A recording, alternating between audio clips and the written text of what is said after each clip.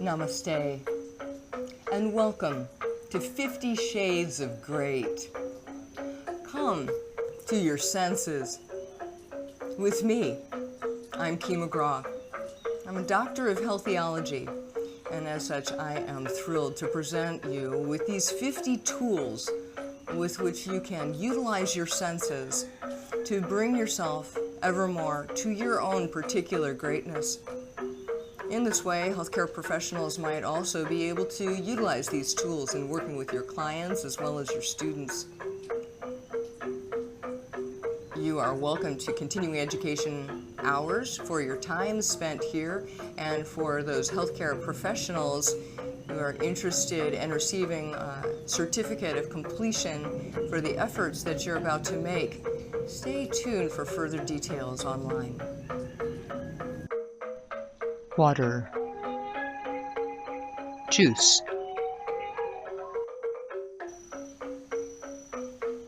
And now, as we continue along the path of the water, we come into the focus for the second chakra. The second chakra is dominated by water itself, and as such, as we focus here with the water in the body and the water surrounding ourselves, we do so in a way to bring about the utmost harmony, to draw within ourselves through the sense of taste that which is truly supportive to our ongoing living in a healthy and conscious way. As such, I'd like to introduce the tool of conscious eating. And many of us have considered and studied our eating habits and patterns off and on throughout our lifetime, and as such, much credit is due to you to the extent that you've done considerable work, no doubt, on this issue as it stands. But for just now today, you might consider ways in which you might bring through even more consciousness into the food that you consume as a way to support your second chakra. In doing so, you might consider eating just the right amount, at just the right timing, doing so in just the right company. And you might even bring through the awareness of the benefit of praying over your food before you consume it, in much the way that perhaps you did when you were a small child at the family dinner table. Some of these ways in which we may have been brought up, we might have let go of along the way, only to revisit and to reframe them now in a way that's more supportive to your own evolved sensibilities. From a general consideration of conscious eating, I'd like to bring through the issue surrounding the potential of a plant-based diet. A plant-based diet that's whole grains, whole foods, in a way that's consumed even perhaps locally, close to where they're grown, organically, in such a way that we are making our choices clear in the foods that we choose, and sending a very positive and strong message out to the farmers of the world that we are completely wanting to support them, especially local farmers who are growing things perhaps in your own surrounding area with the benefits of the soil from the area, growing the foods that are able to be happily grown in the area. We'll make sure that those foods get to your table with the most nutritional value possible. Now, in these ways, as we consider conscious eating, and especially the bringing through of the plant-based diet, we do so in a way that allows us to take care of our body as well as our mind and our psyche and soul. In this way, you might consider the foods that we consume on a regular basis. So I wanted to bring some of those delicious items out for you to consider. Here, these are the foods that are eaten for me on a regular daily basis while I am in Bali, but also when I'm back in the United States, which is to say that these locally grown organic fruits are what are utilized to go into the smoothies that I most often have for my lunchtime consumption, with a little bit of a particular protein powder within them, so that I continue to sustain my energy throughout my day. If I were back in Seattle, it might be that I'd be consuming some of the many plentiful, bountiful fruits that are available in that area. Seasonally, throughout the year, I might change just which fruit it is I might consume. And I might even select the fruit based on what it is that within my chakra field I'm most needing to feel balanced with. And in this way, the color of the foods that we consume exude to us a particular clue or a cue as to which foods benefit which systems generally in the body.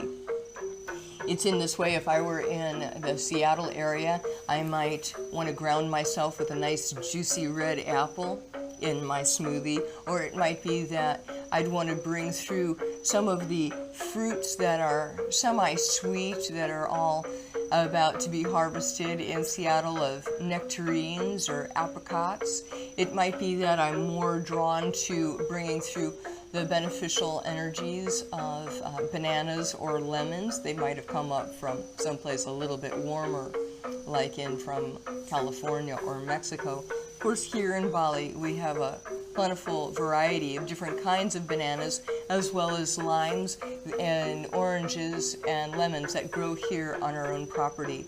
So in this way, you can use the coloration of the foods that you are eating to help to support the system that the colors are indicating. It is during the lunchtime I consume the fruit smoothie. Others might be interested in having a more savory meal at the midday. My evening meal is always a savory meal of mostly salad with tempeh penyet, and with that, the green colorations of the salad we know is the color that indicates that this would be tremendously helpful for the heart. Also the carrots on the salad, beneficial to the second chakra, and again, that's once we chew those carrots well, so that we're making our own carrot juice as we process the carrots before we swallow them. The tomatoes typically would be beneficial as a fruit might, but in the realm of the first chakra, as it has the red coloration. Then the tempeh penyet is a particular way in which tempeh is prepared here in Bali. It's delicious, and it is often prepared in advance with a lengthy process that we'll describe later, so that if you're interested in having your own recipes to work from, you'd be welcome to. But the tempeh is a prepared soybean in particular, kind of a cake that's been fermented to bring through its most protein potential, and with it here it's been boiled with garlic and turmeric to bring through the essential support of those two antibiotic and antibacterial roots. And in that way, then after it's boiled, it's fried.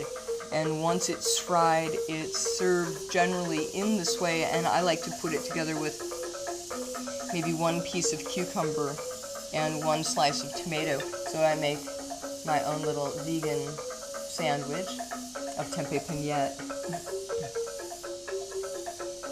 In this way, for yourself, you might consider any of the foods that you are appreciating in that savory way.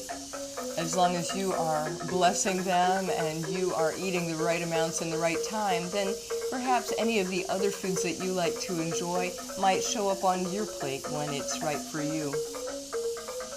Often in my evening meal, I also consume some amount of soup. And with today's soup that we wanted to just present to you, this is a pumpkin soup, which is delicious and light, as well as really good for the second chakra. And in that way, we make the pumpkin soup with a kombucha squash.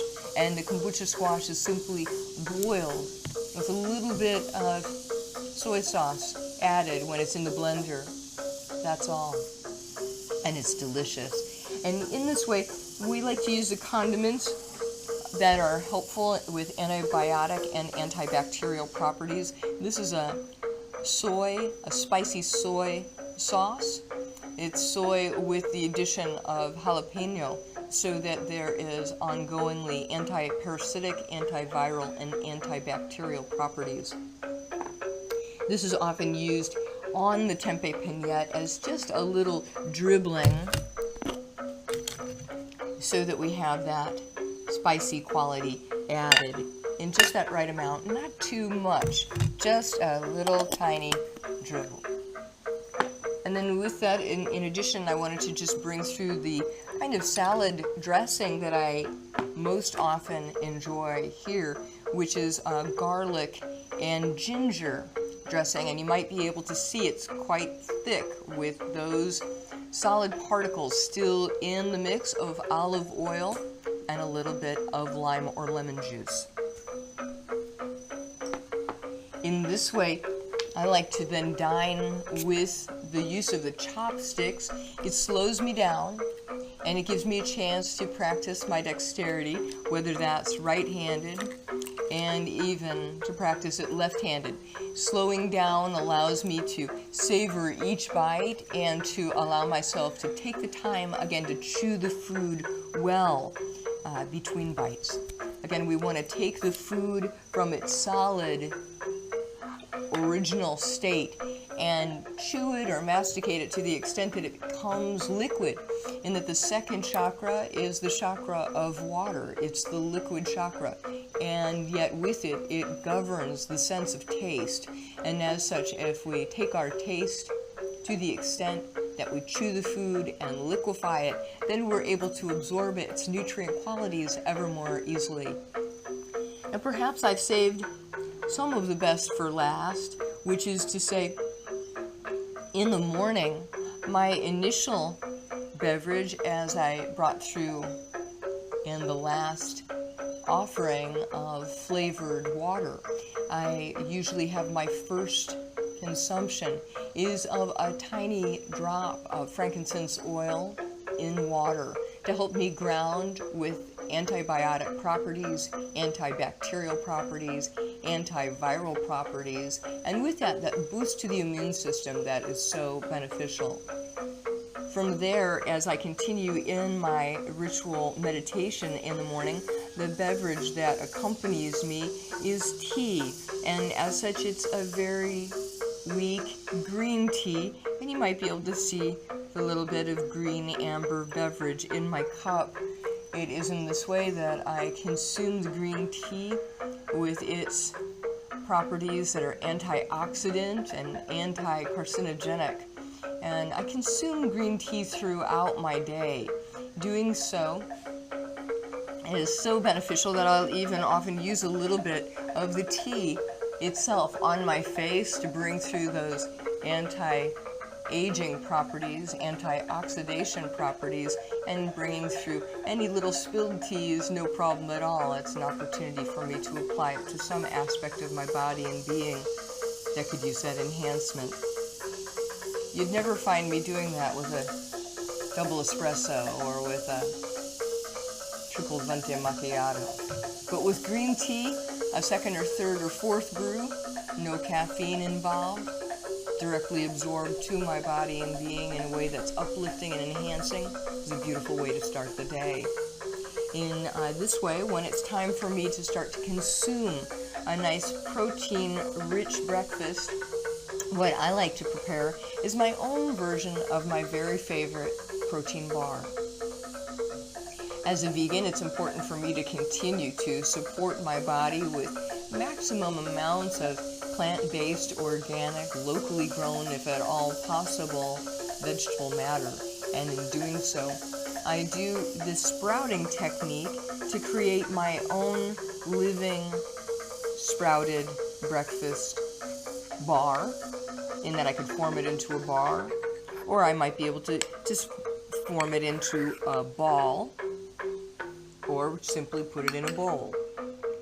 This is a combination of sprouted quinoa, flaxseed, sesame seed, as well as the sweetness brought to it through dehydrated dates, a small amount of agave, and cinnamon, as well as vanilla and salt. I'm looking to see if there's anything else I missed. Yeah, we did add some pumpkin seeds and sunflower seeds as well, and sprouted those and put them into what we refer to as the vegan organic blob, vegan organic bowl, vegan organic ball, vegan organic bar, or vegan organic blob, VOB for short, the VOB. So I have VOB for breakfast, and in Bali we call it living cake, kue hidup.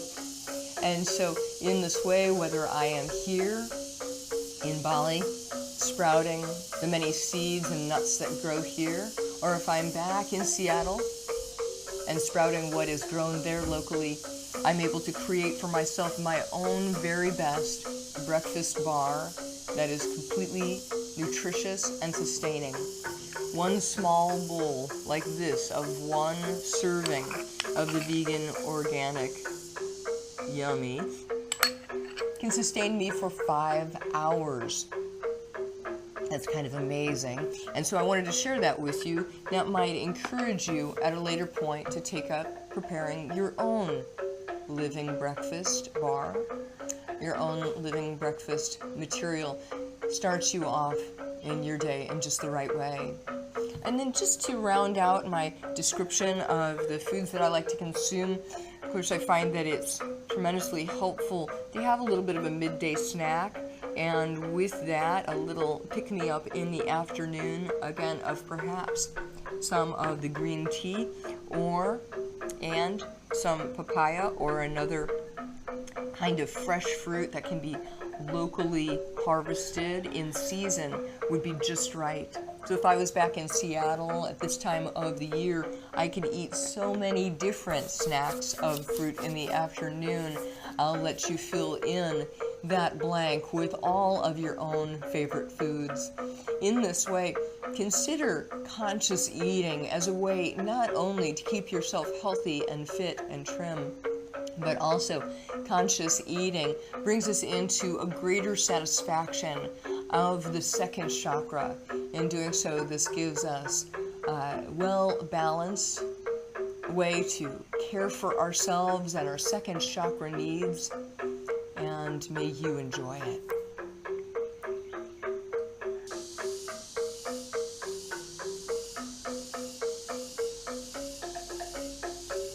And now allow yourself to rest onto your back, lying down.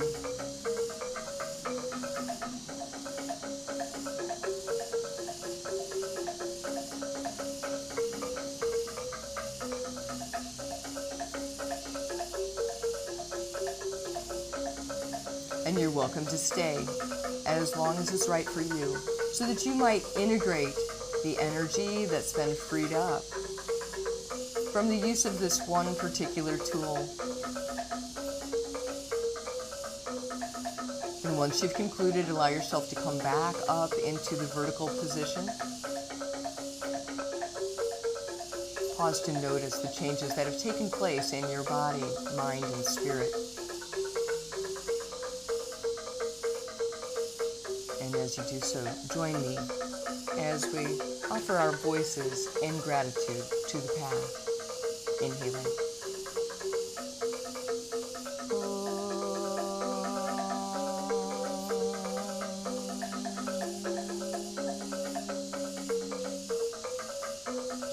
Hari Om.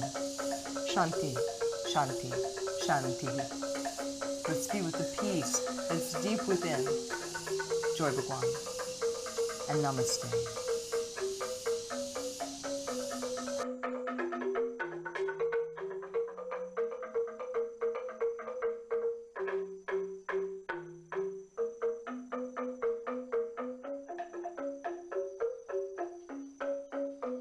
Nyaman is making bagar. She's starting to prepare the herbs, and she'll add the herbs into the oil that's preparing on the stove in the skillet.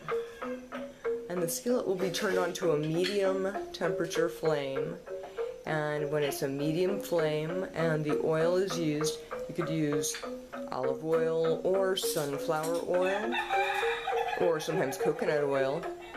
You want that oil to become a nice, warm, steady heat into which we'll start to add the spices. And when we add the spices, we use 7 spices for 7 different tissues, and the particular spices can vary. And for today's spices, Nyoman will help us know exactly what we're putting in, so we know just what kind of medicinal values we might be benefited from. Okay, so here we have the oils put into the skillet, and we put already is the cumin, and it starts to sizzle first. And then the coriander just right next to it in its own little pile, so that it releases its medicinal properties into the oil. And then this is a pepper that's already ground pepper that we just ground with a mortar and pestle. And a little bit more of that. And this is black pepper, black and white pepper. Just the same amount. Each one is about a half of a teaspoon that we're adding. And then start to grate the turmeric, the fresh turmeric, right into the oil, and it can mix already as it comes in. Now that's going to stain your fingers, so get ready to rinse it off if you need to right away, just so you know. And wherever you put that turmeric, just get ready for it to come into a nice sunny yellow color. So that's fortunately the color of the kitchen. Then you start to mix those individual herbs together until you start to have that sizzling popping of the coriander and it browns. And then once it does, we can add bean, carrot, and rice. This is beans, carrot, and rice. And as we add this, and there's water in there as well, then we start to boil it. And once this comes into a nice boiling temperature, what we're making is bagara to add to the khichdi. Now, before Nyoman puts it together, she'll add 2 more spices to round that out as the 7 spices for 7 tissues. And this is how it is that we regularly consume khichdi, which is a fasting food. Now see, it starts to brown and bubble just a little bit, and the coriander itself starts to pop. And that's when we know that it's going to be ready to be added. And so the oil is added, and the oil has extracted the essence from the herbs. And the essential oils from the herbs contain the particular medicinal properties for the body, as well as the mind and the spirit and the psyche. So then stir that all together, the bagara, into these are mung beans and the carrots And rice. and a little bit of rice. And is this which rice are we using today? Brown rice. This is a brown rice. And a little bit of salt. Yeah. And there's salt in the water. Just a pinch.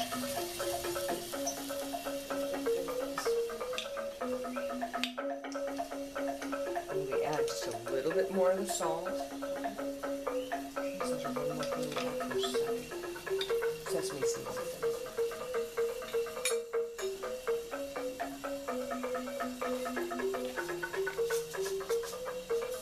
And then we're going to add the sesame seed and allow it to toast up in the saucepan just a little bit, just to allow it to release its essence before then that is used often as a garnish. It can go right on the top at the very end.